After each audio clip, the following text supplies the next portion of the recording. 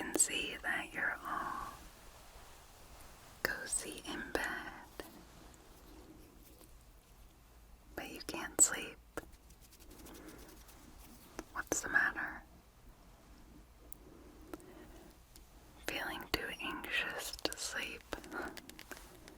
I'm so sorry. That happens to me quite a bit, where I'm so ready to finally fall asleep and get some rest, especially when I really, really need it.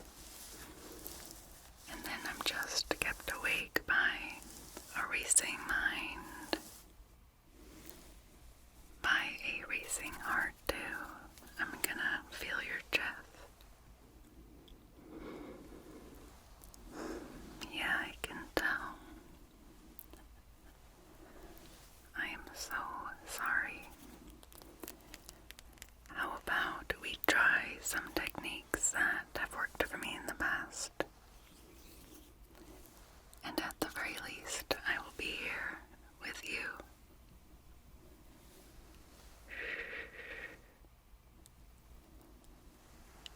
Is that okay?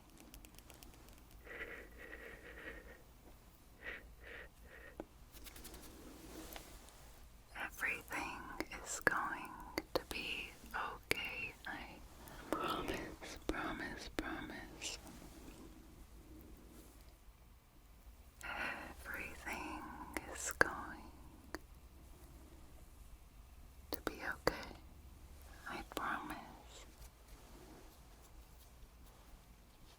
Every time you start feeling yourself falling asleep, you're just woken back up by an anxious thought. That is the worst.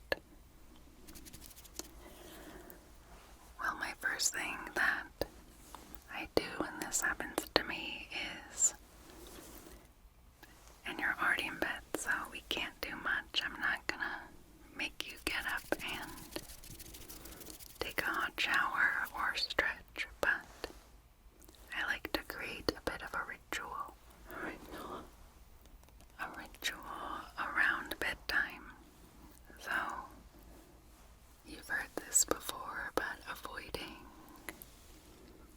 screens and blue light. Our phones are just so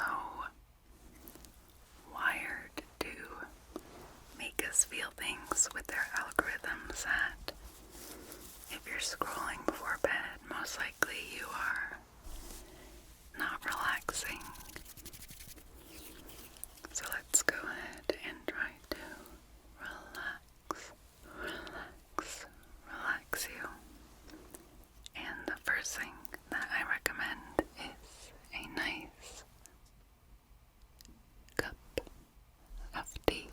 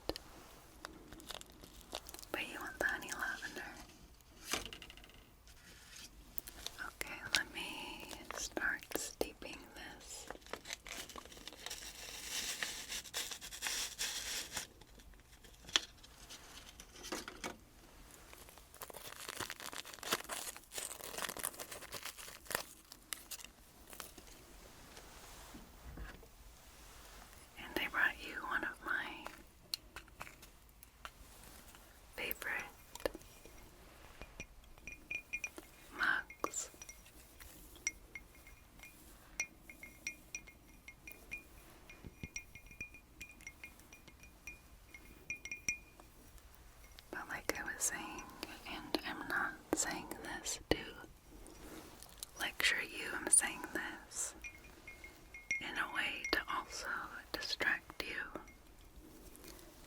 to keep you focused on me. By having a nice ritual before bed, whatever that looks like to you, is so helpful for training your mind and your body to know that now is time to sleep. When we're running around all day, physically and mentally, we can't expect our minds to just turn off sometimes.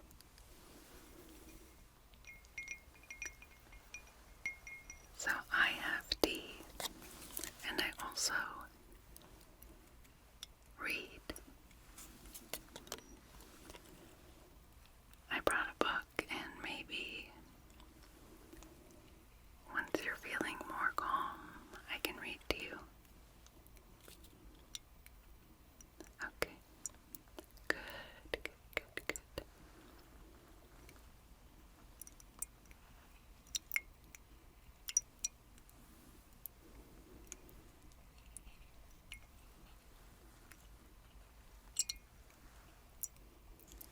Alright, we'll let this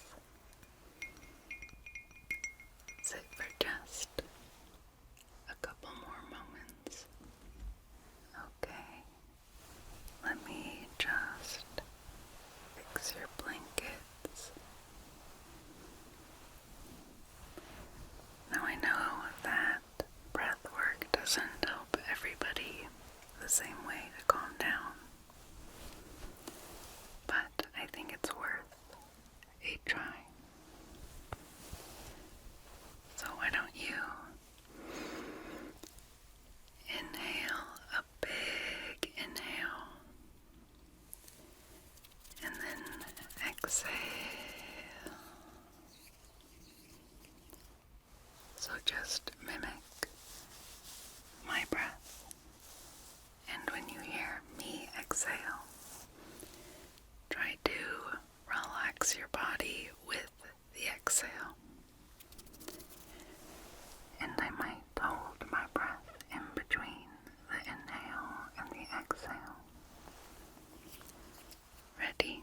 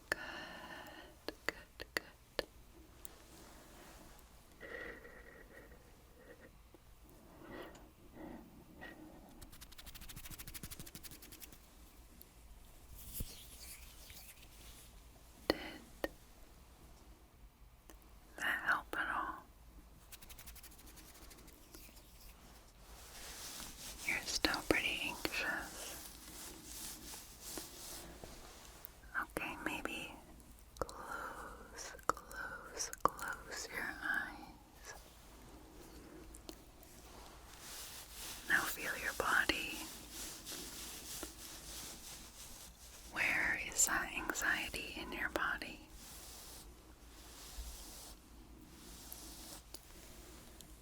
Okay. Now where is any tension you may be holding in your body? What part of your body feels tense? It's hard to say. Okay. Go ahead and draw your focus to your head, your face. Is your brow furrowed? Or is your jaw clenched? Go ahead and send a wave of relaxation through your face.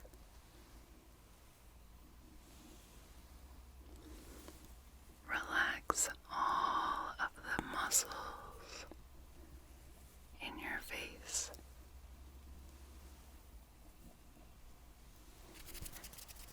Now draw your attention to your neck and your shoulders. It might even help to scrunch them up and then relax them completely. Relax into your bed.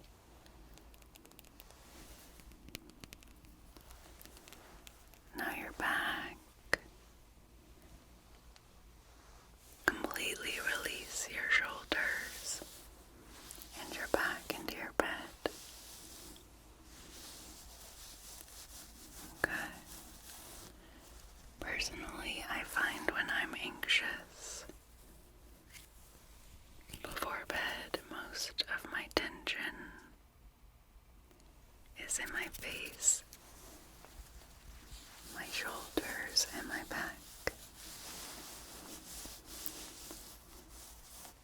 You can go ahead and continue moving your attention to your abdomen or your upper legs, and send another wave of relaxation, being really intentional about releasing or relaxing all your muscles.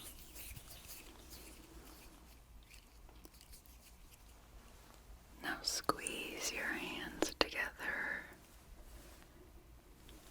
trying to tighten your whole arm. Squeeze, squeeze, squeeze, and release. Again, squeeze, squeeze, squeeze, release.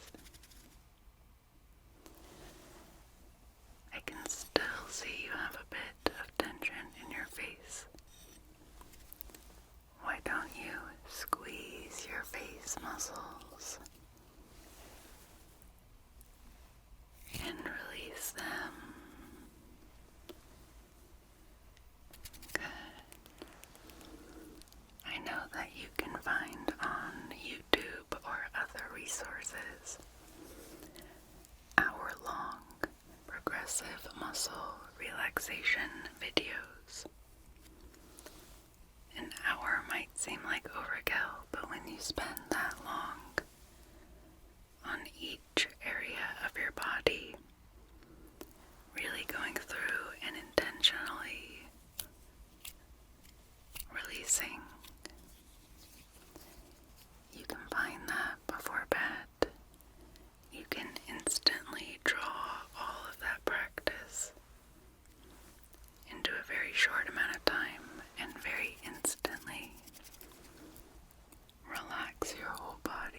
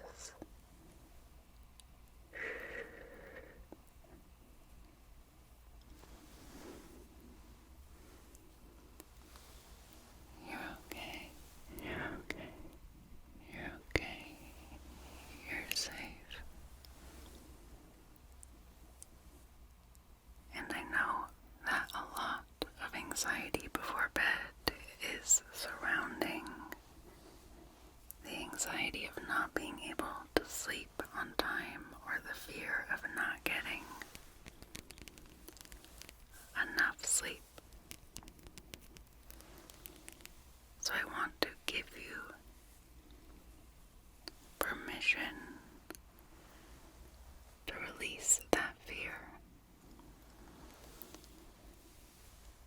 Sometimes we get bad nights of sleep and we only get a few hours of sleep. And that's okay. Try to release that fear.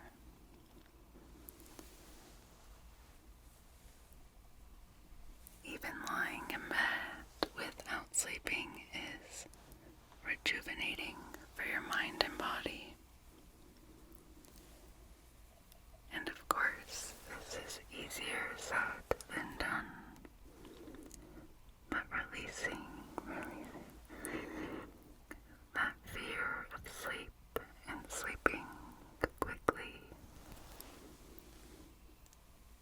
will help you sleep. So try to pretend that it doesn't matter. It doesn't matter. It doesn't matter. It doesn't matter.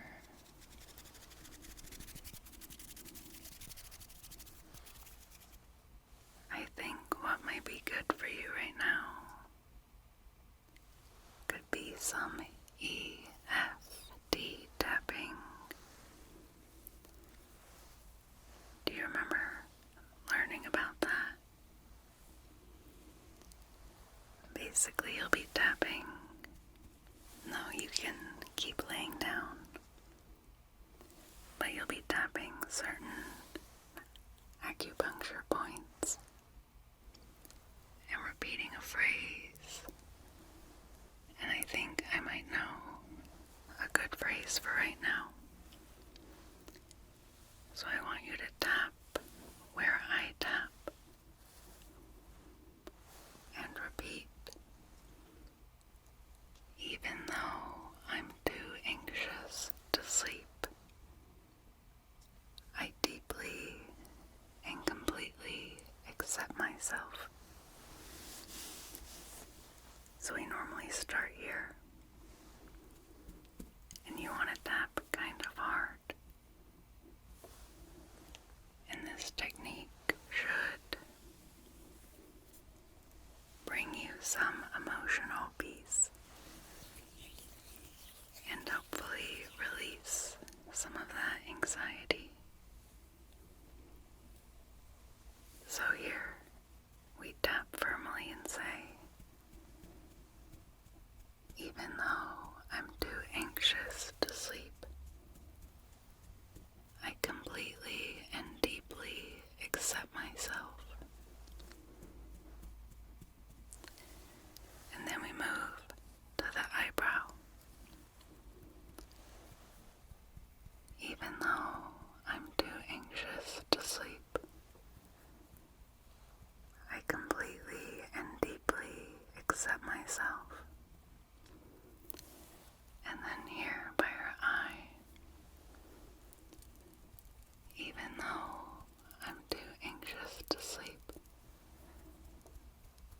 I completely and deeply accept myself. And then under the eye, even though I'm too anxious to sleep, I completely and deeply accept myself. And then above your lip, even though I'm too anxious to sleep, I completely and deeply accept myself.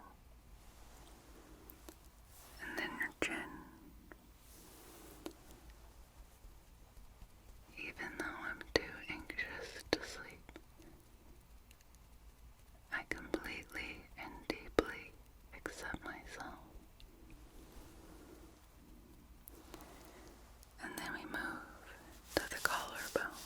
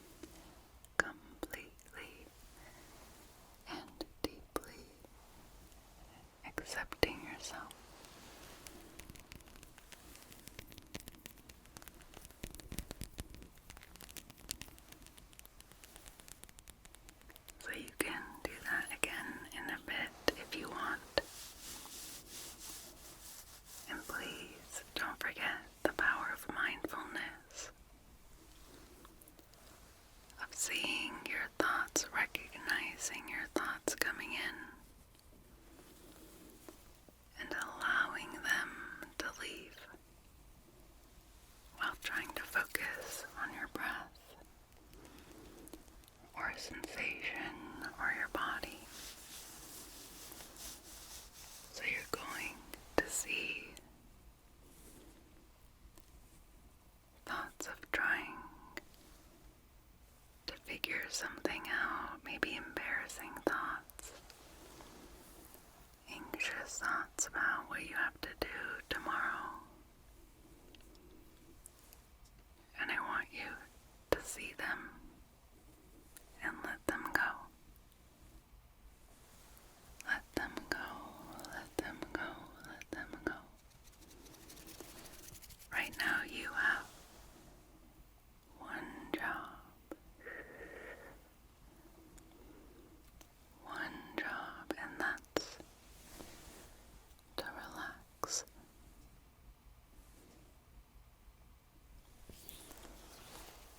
So what do you say I read to you for a bit?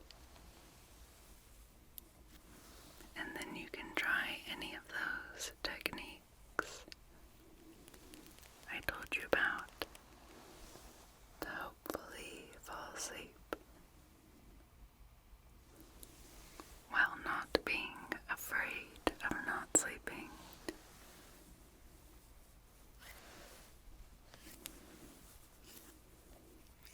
Okay, let me grab. How does Anne of Green Gables sound? Perfect. And don't forget, I'm here with you. You're okay. You're safe. Everything is alright. Everything's alright.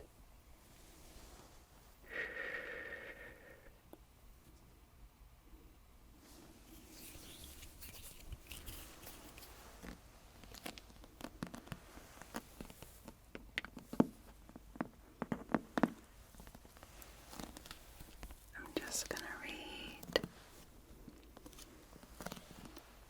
to you for a bit, and maybe you could keep doing some deep breaths and mindfulness practice. This is Anne of Green Gables.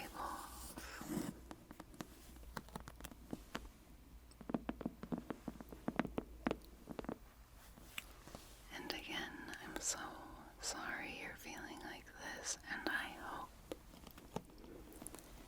that this helped even a bit.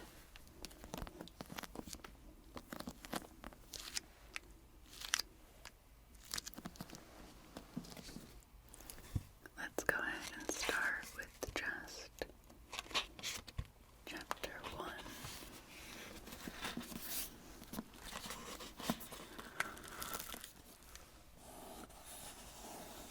Chapter 1. Mrs. Rachel Lynde is surprised. Mrs. Rachel Lynde lived just where the Avonlea main road dipped into a little hollow, fringed with alders and ladies' eardrops, and traversed by a brook that had its source away back in the woods of the old Cuthbert place.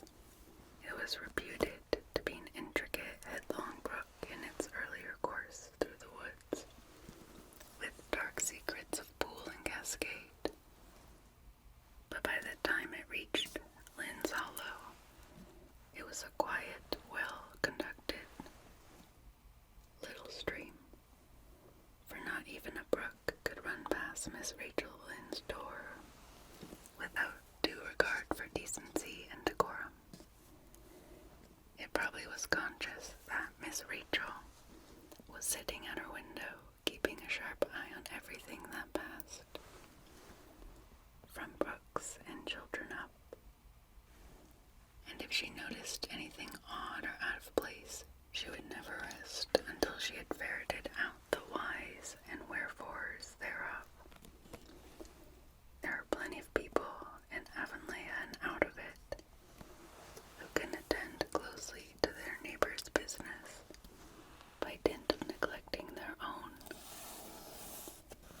Miss Rachel Lynde was one of those capable creatures who can manage their own concerns and those of other folks into the bargain. She was a notable housewife. Her work was always done and well done. She ran the sewing circle, helped run the Sunday school, and was the strongest prop of the Church Aid Society and Foreign Missions Auxiliary. Yet with all this, Miss Rachel found abundant time to sit for hours at her kitchen window, knitting cotton warp quilts. She had knitted 16 of them. As Avonlea, housekeepers weren't wont to tell in awed voices. And keeping a sharp eye on the main road that crossed the hollow and wound up the steep red hill beyond. Since Avonlea occupied a little triangular peninsula jutting out into the Gulf of St. Lawrence, with water on two sides of it, anybody who went out of it or into it had to pass over that hill road, and so run the unseen gauntlet of Miss Rachel's all-seeing eye. So she was sitting there one afternoon in early June. The sun was coming out, coming in, at the window warm and bright. The orchard on the slope below the house was in a bridal flush.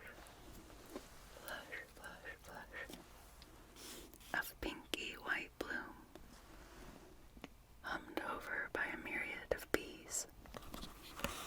Thomas Lynde, a meek little man whom Avonlea people called Rachel Lynde's husband, was sowing his late turnip seed on the hill field beyond the barn, and Matthew Cuthbert ought to have been sowing his on the big red brook field away over by Green Gables.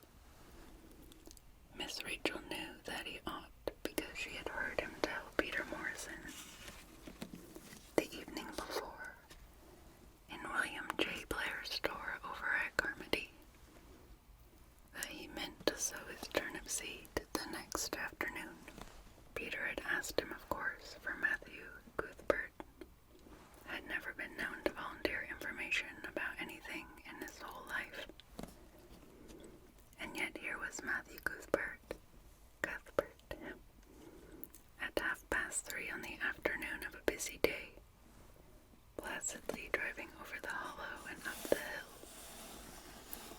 Moreover, he wore a white collar and his best suit of clothes, which was plain proof he was going out of Avonlea, and he had the buggy and the sorrel mare, which betokened that he was going a considerable distance.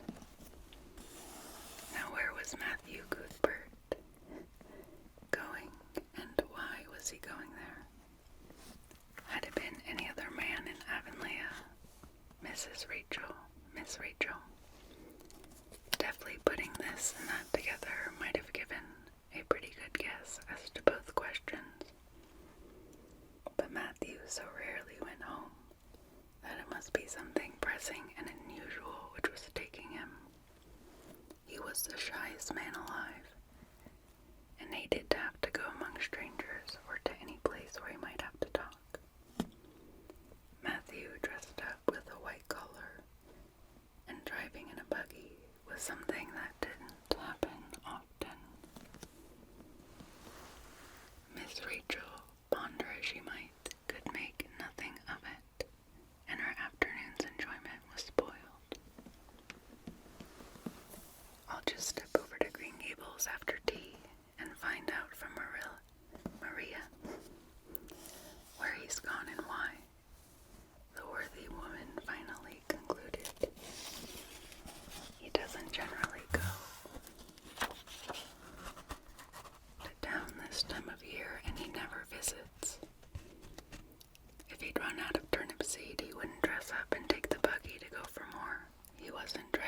fast enough to be going for a doctor.